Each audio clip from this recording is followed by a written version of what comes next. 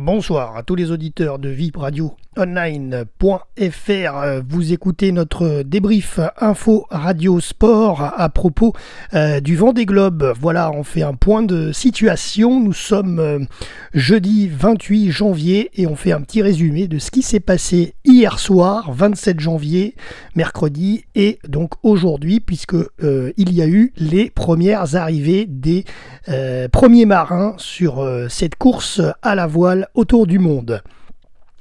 Également, je tiens à remercier aussi l'édito du navigateur Alessandro Di Benedetto qui nous a aidé à réaliser ce journal de la semaine. Vous pouvez retrouver l'édito d'Alessandro, d'ailleurs, Alessandro Di Benedetto, ancien marin sur le Vendée Globe.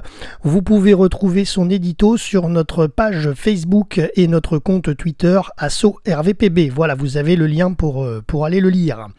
Il nous a fait un petit débrief de cette course concernant cette semaine. Voilà. Et juste avant les arrivées.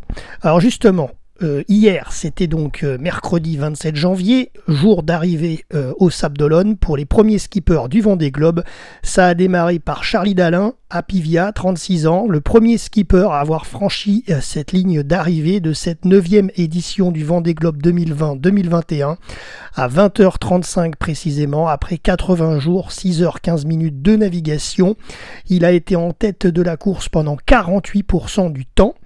Ensuite, il y a eu le deuxième info de la soirée, c'était Boris Herrmann, l'Allemand, prétendant à la victoire en raison de ses 6 heures de bonification temporelle lors de sa participation au sauvetage de Kevin Escoffier.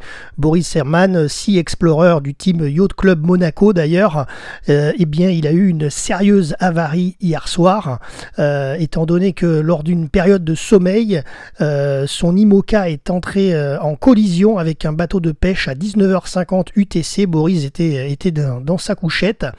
Donc son bateau a été abîmé sur le foil tribord notamment, et Boris a pu sécuriser le bateau, mais ses chances pour remporter la course se sont envolées donc hier soir, et ensuite il a pu faire quand même route vers les Sables d'Olonne à vitesse réduite de moitié, donc environ 5 nœuds, pas plus, et donc il a dû mettre une dizaine d'heures pour rejoindre la ligne d'arrivée, et d'ailleurs il est arrivé après Louis Burton qui est arrivé autour de minuit. Voilà ce qui s'est passé hier, cette péripétie et cette belle soirée pour Charlie Dalin et la péripétie pour Boris Herrmann mercredi 27 janvier. Voilà. Et aujourd'hui, nous sommes donc jeudi 28 janvier et là, ça a enchaîné.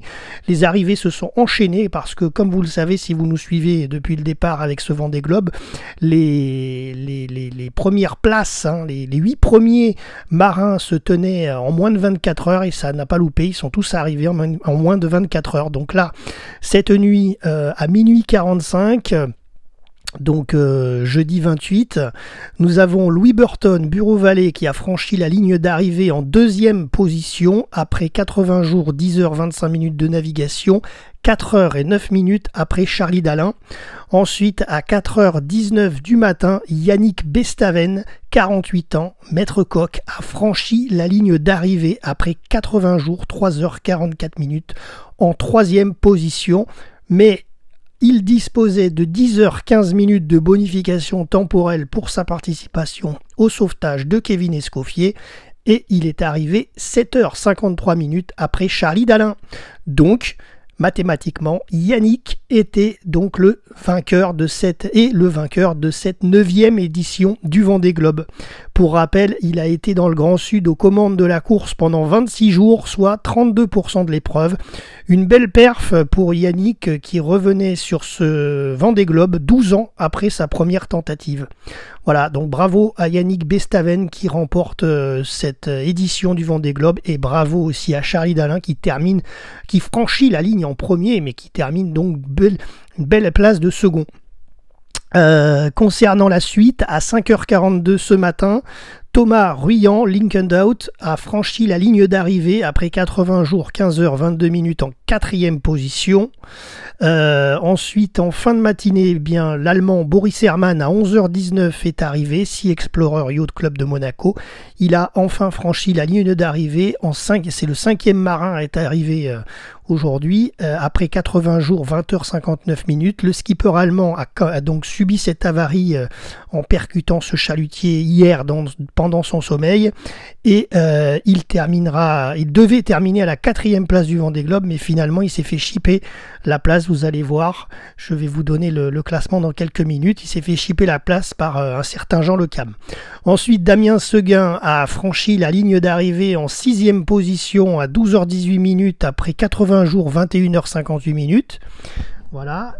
L'Italien Giancarlo Pelotti est le 7e skipper à avoir coupé la ligne d'arrivée ce jeudi à 13h02 minutes après 80 jours, 22h42 minutes de navigation. Voilà. Et on termine la soirée avec le roi Jean Le Cam, le doyen de la flotte, 8e marin à franchir la ligne d'arrivée en 24 heures.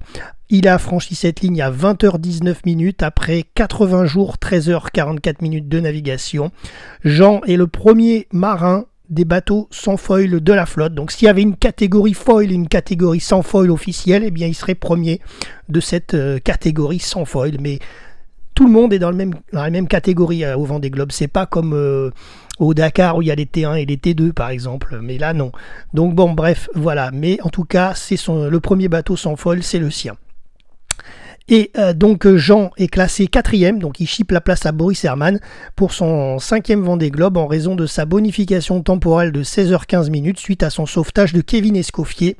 Jean termine donc derrière Yannick Bestaven, Charlie Dalin et Louis Burton. Suite à la forte houle et à la tempête au sable ce soir, par contre, Jean est en stand-by actuellement à l'heure où je vous parle, parce que là on est en direct sur Periscope et on est en podcast sur Twitter, Facebook et YouTube, mais avec quelques minutes de décalage seulement par rapport à mon direct. Donc là, on est il est pas peu avant 22h et précisément. Voilà, donc actuellement, Jean Le Cam est au large de la grande plage des Sables d'Olonne et se dirigera dans le chenal autour de 2h du matin seulement. Nous avons appris ça quand le passage sera plus calme, parce qu'actuellement il y a une grosse tempête au sable d'Olonne, voilà. Et concernant la suite, le prochain marin à franchir la ligne d'arrivée sera Benjamin Dutreux. Il est à 213,5 milles, donc sans donner trop de pronostics, il devrait passer la ligne d'arrivée d'ici demain. Voilà. Au classement officiel ce soir, 1er Yannick Bestaven, 2e Charlie Dalin, 3e Louis Burton, 4e Jean Le Cam, 5e Boris Herrmann, 6e Thomas Ruyant, 7e Damien Seguin et 8e Giancarlo Pelotti. Voilà, c'est tout concernant ce débrief du Vendée Globe en ce 28 janvier. C'était Jérôme pour RVPB, vipradioonline.fr. À bientôt pour un prochain débrief.